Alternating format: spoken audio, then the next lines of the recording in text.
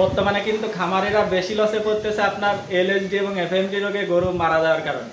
এই দুইটা রোগ যদি আপনি নিরাময় করতে না পারেন তাহলে আপনি খামার যে কোনো সময় আপনার খামার ধ্বংস হয়ে যেতে পারে, আপনার খামার ছেড়ে দেওয়া লাগতে পারে। কারণ হচ্ছে এফএমডি এবং এলএসডি রোগ এত পরিমাণ প্রকট ধারণ করেছে বর্তমানে।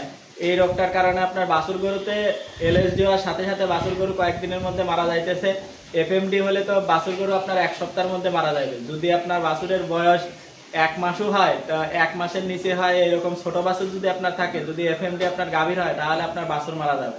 সুতরাং আপনি এফএমডি এবং এলএসডি রোগ আসার আগেই আপনি আপনার সমস্ত গরু বাছুরকে আপনি এলএসডি এবং এফএমডি টিকা দিয়ে নেবেন। বিশেষ করে বৃষ্টির মৌসুমে প্রচুর পরিমাণে এলএসডি রোগ হয়।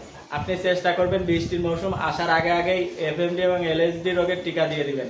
আর আপনি যদি এই রোগের টিকা না দিতে পারেন তাহলে কিন্তু আপনার গাভী, আপনার বাছুর, আপনার যে সমস্ত গরুগুলো কিন্তু হুমকির মুখে থাকবে। যে কোনো সময় যে কোনো ধরনের অসুস্থতা হয়ে আপনার গাভী গরু কিন্তু শেষ হয়ে যেতে পারে। সুতরাং আপনি চেষ্টা করবেন সঠিক সময়ে আপনার গাভীগুলোকে, আপনার ষাঁড়গুলোকে, আপনার বাছুরগুলোকে এফএমডি রোগের টিকা এবং এলএসডি রোগের টিকা দিয়ে নেবেন। তাহলে আপনি নিশ্চিন্তে থাকবেন, আপনার গরু বাছুরের কোনো সমস্যা হবে না। ধন্যবাদ সবাইকে। নতুন একটা ভিডিওতে দেখা হবে। আল্লাহ হাফেজ।